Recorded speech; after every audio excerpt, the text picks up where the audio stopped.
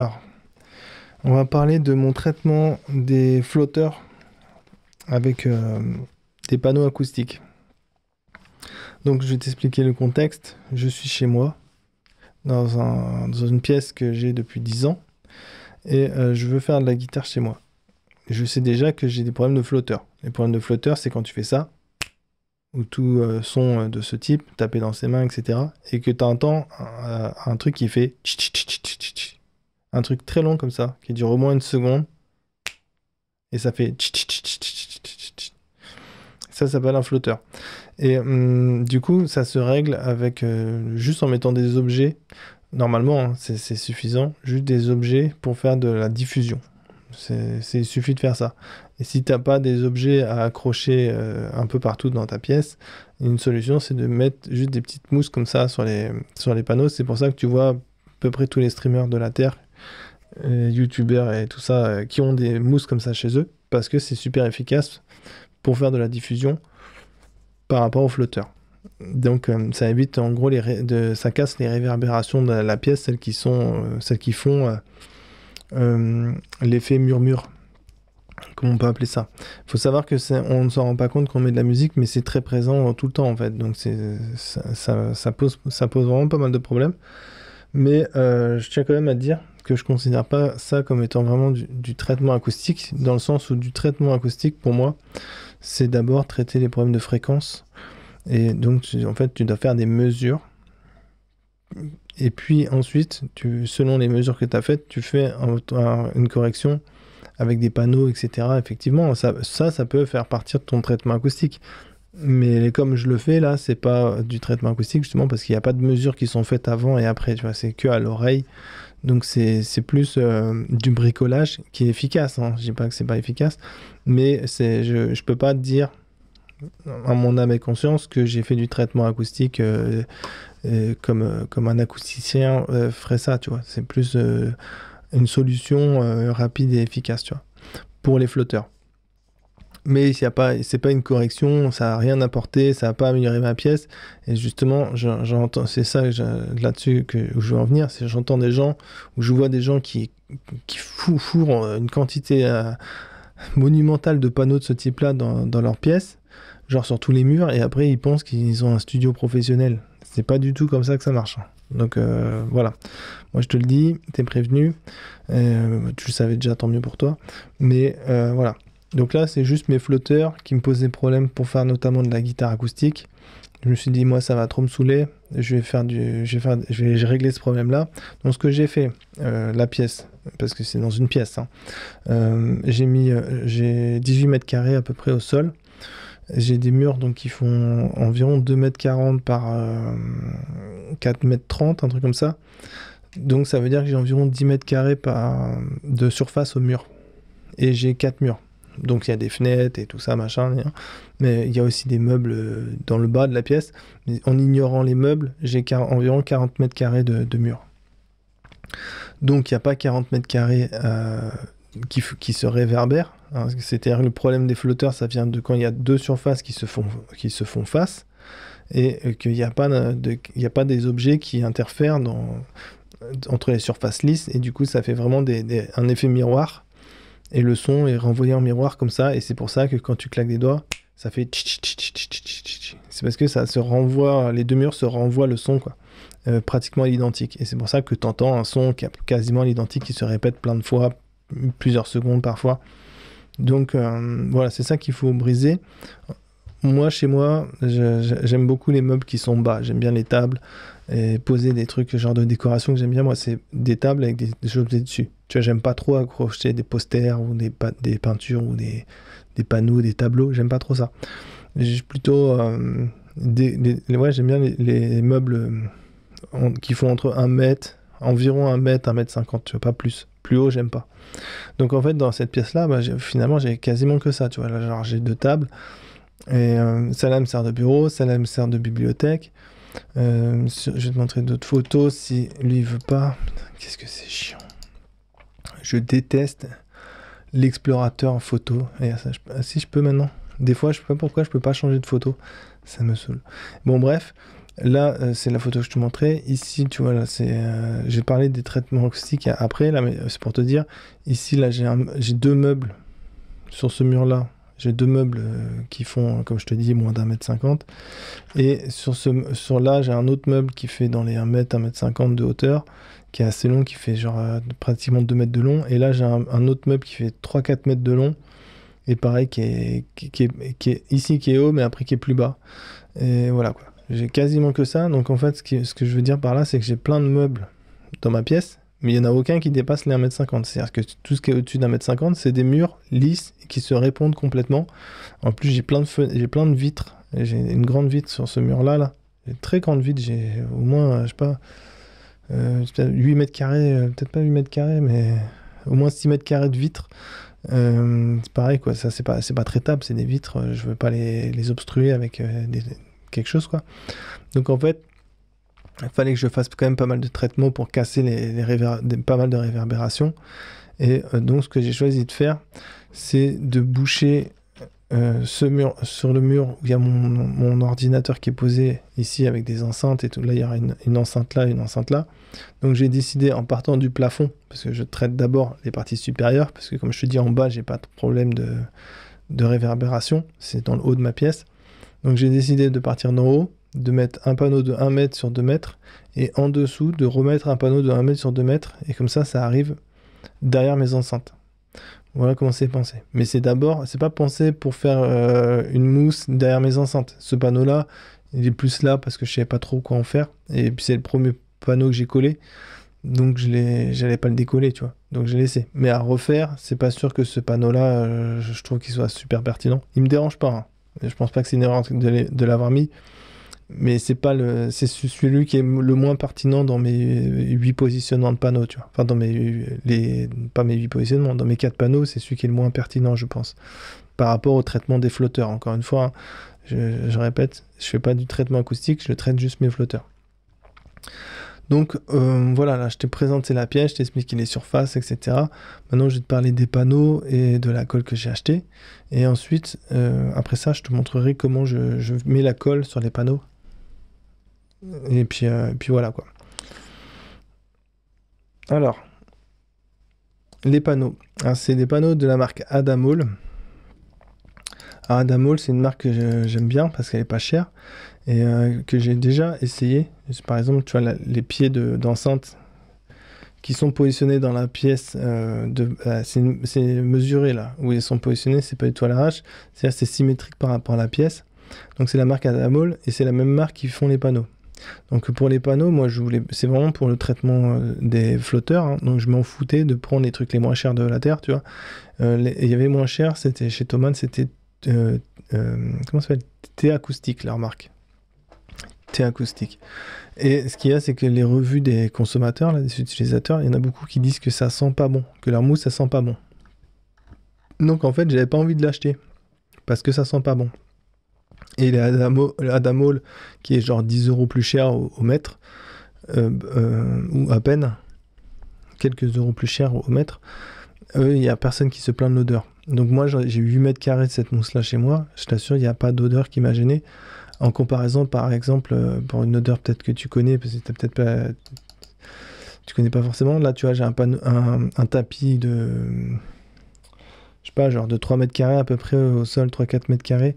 C'est un tapis Ikea, un tapis entrée de gamme. Je sais plus, je l'ai payé 30 ou 40 €, tu vois. Et celui-là, il pue. Enfin, maintenant, l'odeur est partie, mais quand je l'ai acheté, pendant 2 semaines, il sentait mauvais, quoi. Tu vois, il y avait vraiment une odeur d'un truc pas agréable et tout à mettre chez moi. C'est pas tous leurs tapis qui sont comme ça. J'ai acheté des tapis chez eux il y a pas longtemps encore, moins cher, et ceux-là, il n'y a pas d'odeur. Mais celui-là, je sais pas, il y a d'avoir une colle dedans, un truc comme ça, qui fait que l'odeur était forte pendant 2 semaines, un truc comme ça. C'était chiant. Là, ces panneaux-là, dès le premier jour, il n'y a pas d'odeur et tout ça. Les panneaux acoustiques, donc...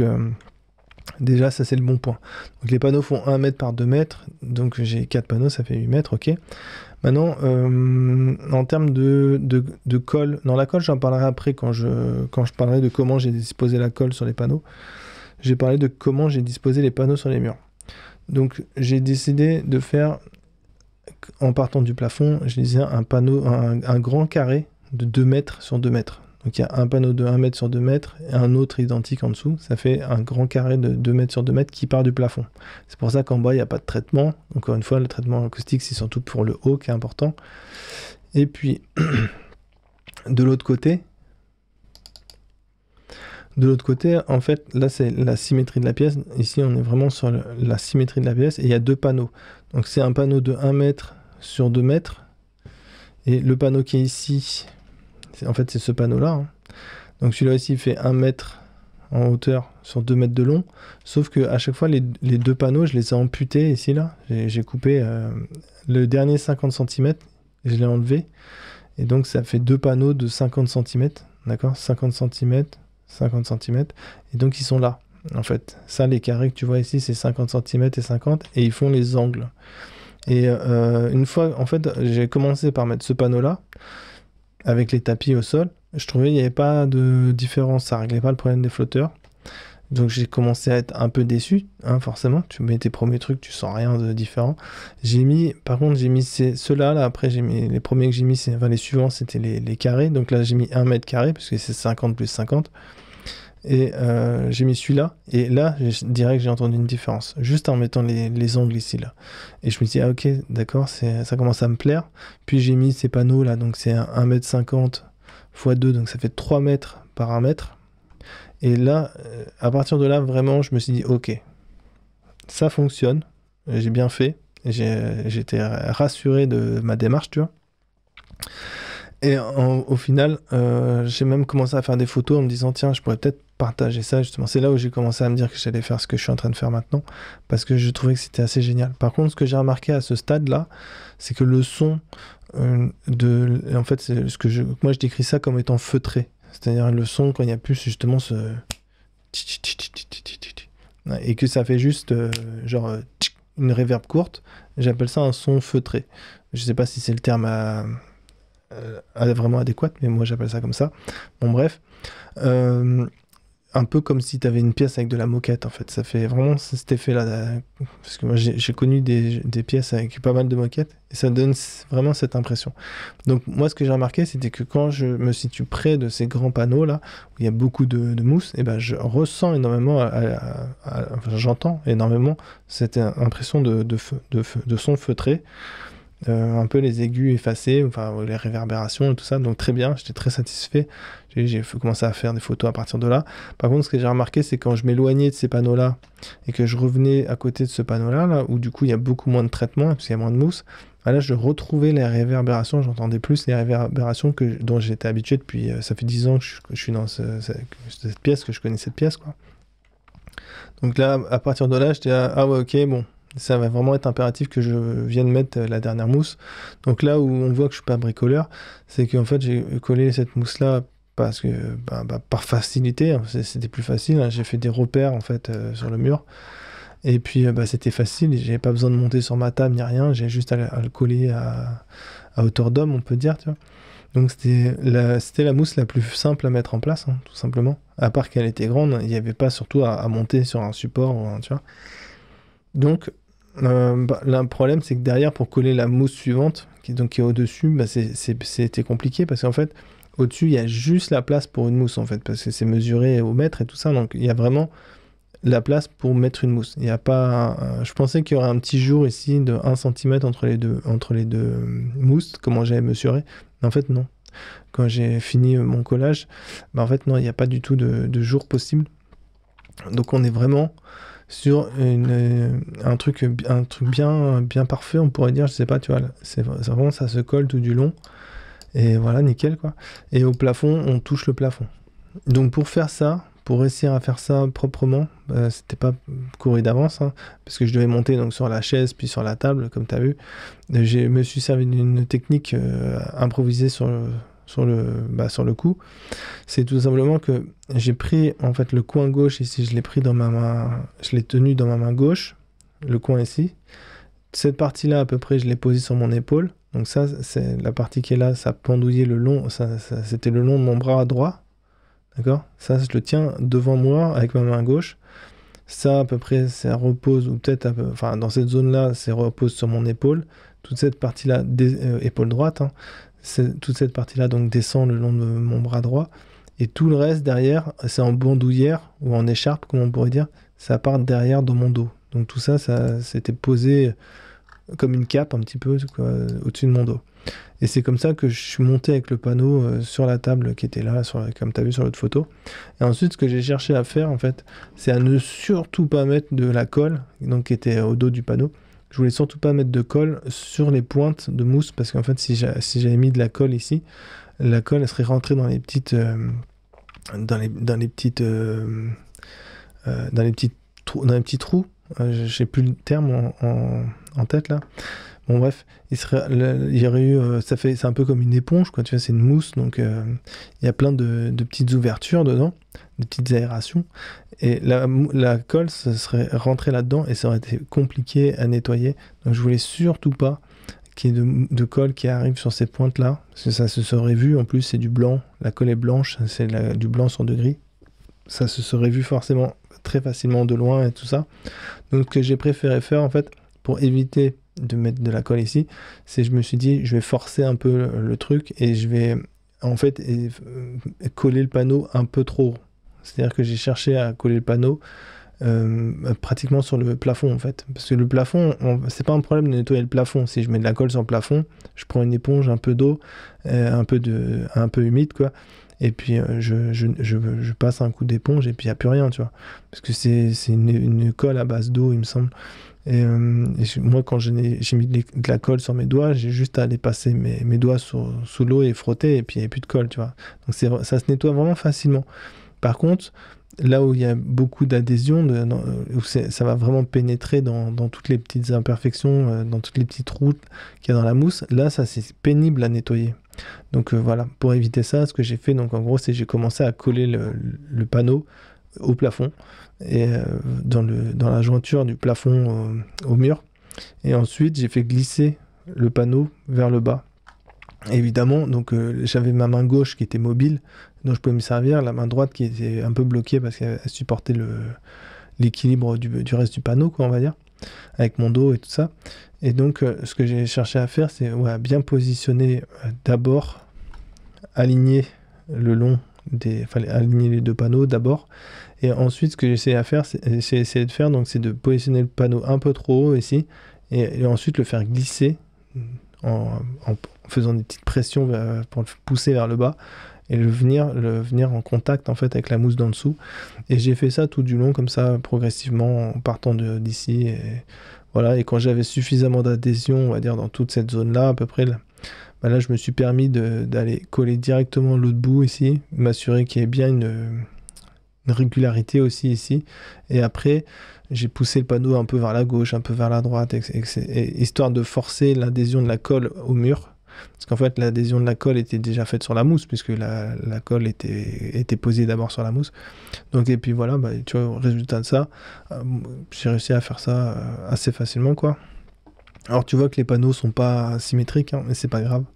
C'est pas grave du tout, puisque tout ce qu'il va y avoir ici, c'est en fait une enceinte là et une enceinte là. Donc là, c'est vraiment la symétrie est vraiment entre les deux enceintes, hein. Ça c'est mesuré.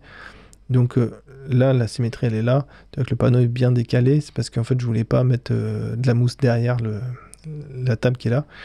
Et c'est pas un problème, puisque ce qui compte dans la partie basse ici, ce qui compte, c'est qu'il y ait de la mousse ici et là. Si ça compte. Et ce qui compte vraiment dans tout ce panneau, c'est la partie supérieure, celle qui va justement éviter les flotteurs. Encore une fois, mon traitement, l'achat, toute la démarche, c'est de contrôler les flotteurs, les empêcher d'exister en fait. Et voilà. Donc ça, on peut considérer limite que le panneau du bas, c'est plus une question d'esthétique pour donner un peu un genre. Et puis voilà, après, bon, que ce soit pas symétrique, j'en ai complètement rien à faire. L'important vraiment, c'est qu'il y ait du traitement dans la partie supérieure. Donc voilà. Mais ce qu'il y a, c'est que ce panneau-là, comme j'ai mis en premier, je pouvais pas le décoller, tu vois. Mais à la limite, si je l'avais mis coupé en deux et un morceau là, ça aurait peut-être été pas plus mal, tu vois. Enfin, juste vous mettre les deux panneaux comme ça, côte-côte en haut, ou reproduire la même chose que ce que j'avais fait en face aussi, hein. Ça aurait pu être bien. Donc c'est deux murs qui s'opposent. Et vraiment, une fois que j'ai fait ça, que j'ai mis les 4 panneaux, franchement, bah, je suis très satisfait aujourd'hui de ce qui s'est passé et tout ça. Donc ce que j'ai fait avant de coller les derniers panneaux, j'ai fait plusieurs photos que je vais te montrer maintenant. Et je vais pouvoir te parler de la colle. Donc je vais te montrer comment je mets la colle sur le panneau et qu'est-ce qu'il faut connaître de la colle. Donc en fait, cette colle, c'est précisé sur le pot de colle directement. Il y a 3 choses à savoir. C'est, pour des conseils d'utilisation, en gros, ce qu'ils te disent, c'est que la colle, elle sèche de 2 mm. Quand il y a une épaisseur de colle de 2 mm, il lui faut 24 heures pour durcir, en fait. Donc ça veut dire que si tu crées des gros boudins de colle, ça va mettre plusieurs jours à sécher. Et pendant les plusieurs jours où c'est pas sec, bah, il n'y a pas d'adhésion, en fait. C'est ça que ça veut dire. Donc il faut éviter d'avoir des trucs de plus de 1 mm maximum. En gros, c'est ça le sous-entendu. Ils n'ont pas fait de notice explicative, mais s'il y en avait une, ça aurait été écrit: éviter de faire des grosses épaisseurs. Voilà. Après, ça dépend en vrai de sur quoi tu vas l'accrocher. Moi, j'ai accroché ça sur une vieille tapisserie, donc j'avais pas besoin de beaucoup d'épaisseur aussi. Ça dépend peut-être aussi ça dépend forcément de à quoi tu veux adhérer, tout ça. Mais bon, bref, dans l'idée, il faut pas mettre trop d'épaisseur. Donc c'est pour ça déjà qu'il te conseille de te prémunir d'une truelle. Donc j'ai aussi une truelle avec moi au moment où je suis prêt à faire ça. Évidemment, parce que je m'en suis déjà servi depuis le départ. Et en termes de quantité, là, un tube comme ça, c'est conseillé pour des pièces lourdes, genre des basses trappes en mélanine. Il te conseillerait d'utiliser plutôt environ un tube pour 50 cm². Donc ça fait vraiment, tout ça pour 50 cm², ça fait vraiment beaucoup de colle. Je sais pas, tu te rappelles, tout à l'heure, on a vu des petits carrés des petits carrés de mousse que j'ai mis dans les angles. Chaque carré, c'est 50 cm². Donc ça voudrait dire, juste pour les 4 petits carrés là, 4 tubes déjà. Mais il faudrait que ce soit de la mélanine et que ce soit en fait des grosses pièces de basse trappe, des trucs bien lourds, quoi. Voilà. Là, pour un panneau comme ça qui est très léger, c'est pas de la mélanine ni rien, c'est une mousse qui est assez aérée, assez poreuse. Du coup, la colle va bien prendre dedans. Il n'y a pas trop de difficulté que la colle. Voilà, enfin, ça va pas être difficile en tout cas. Je précise aussi une chose, c'est à chaque fois que j'ai prévu d'avoir une zone du mur sur laquelle j'allais coller un panneau, et je l'ai nettoyé. J'ai pris une éponge humide et je l'ai nettoyé une demi-heure avant, histoire d'enlever les poussières qui traînent par-ci par-là, parce que ça aurait limité un peu l'adhésion et tout ça. Pour optimiser le collage, forcément j'ai nettoyé la surface. Et ça aussi, ça fait partie des conseils d'utilisation. Donc avoir une truelle, pas faire des gros pâtés, pas mettre trop d'épaisseur, nettoyer le mur. Utiliser une quantité suffisante de colle selon selon la mousse en fait. Donc moi je pense qu'il y a limite un tube, c'est un peu trop. Je pense que j'aurais pu mettre moins de colle, que là j'ai mis un tube pour 2 m² en gros.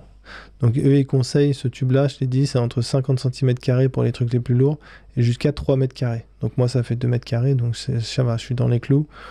Voilà, c'est comme ça l'a bien fait.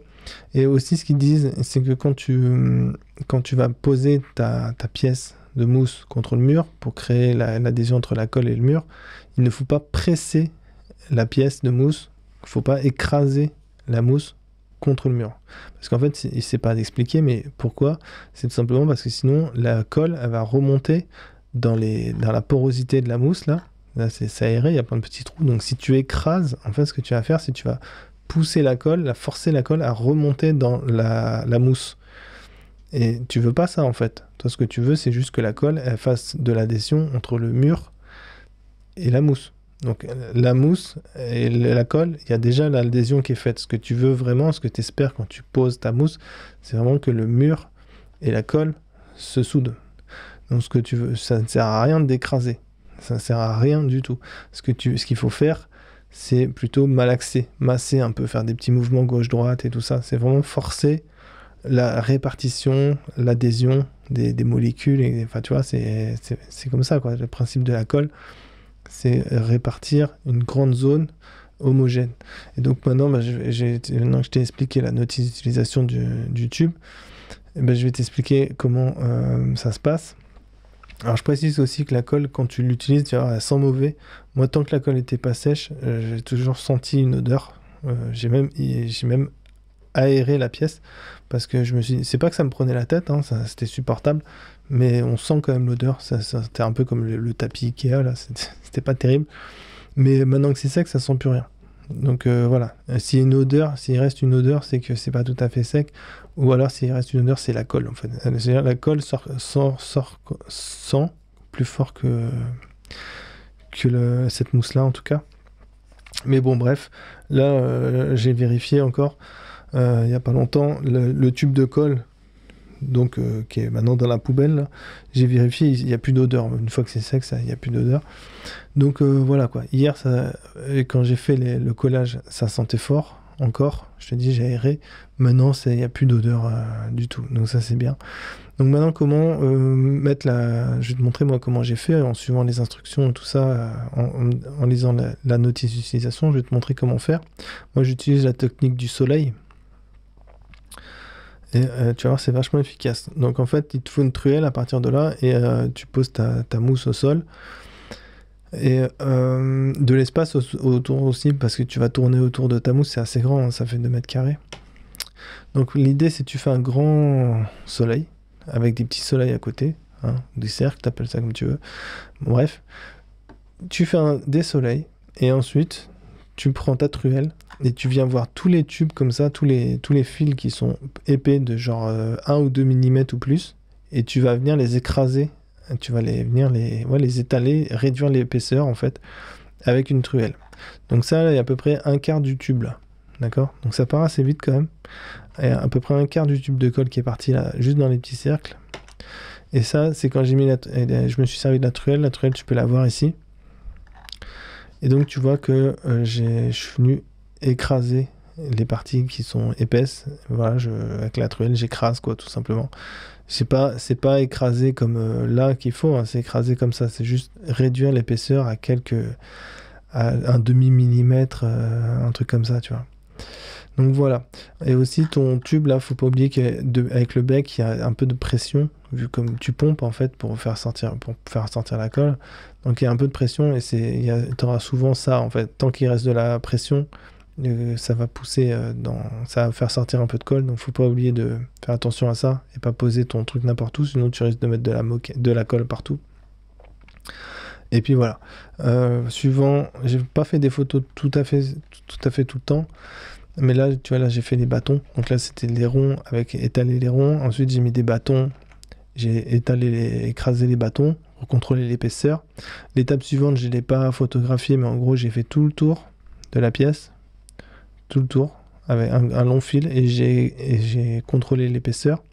Et donc la photo suivante, c'est après que j'ai remis encore une autre, j'ai fini le tube en fait là j'ai mis, donc tu vois, il y a tout le tour qui est fait et après avec le reste qui restait là c'est quasiment la moitié, un peu moins de la moitié du tube de colle qui est passé intégralement. Donc tu vois, j'ai fait des cercles dans des endroits où c'était un peu creux, j'ai fait des carrés pour pas repasser sur mes ronds.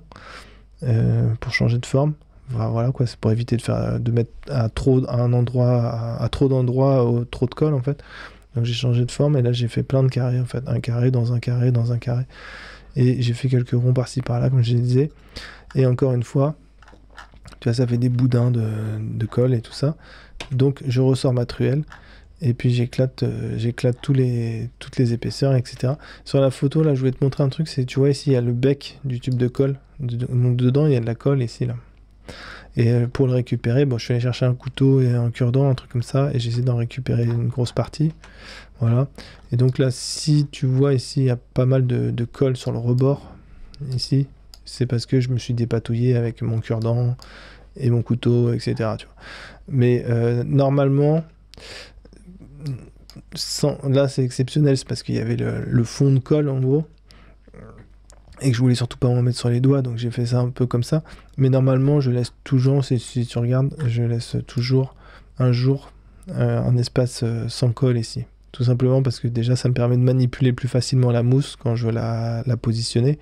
Et de toute manière, quand je vais créer de l'adhésion, je te dis, quand je pose la mousse, je la masse un petit peu, je la fais glisser, j'essaie de la faire glisser au début, hein, je la pose, et après je la fais faire des petits mouvements gauche-droite, ça me permet de la positionner exactement comme je veux, et ça permet aussi de répartir un peu mieux la colle, enfin de forcer l'adhésion de la colle sur le mur. Encore une fois, hein, là il n'y a plus l'adhésion de la colle sur la mousse, elle est faite.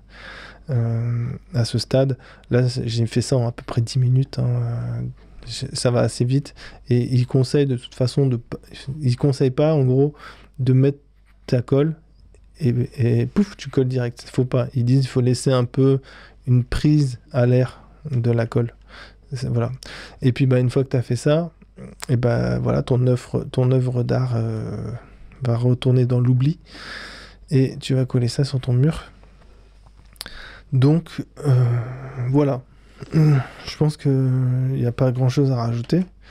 Moi je trouve que c'est bien comme c'est. Si tu as des questions ou des remarques, tu peux faire ça en commentaire. Et puis j'espère en tout cas que ça t'aura donné des idées ou ça aura répondu à tes questions que tu te posais, tu vois. Ciao.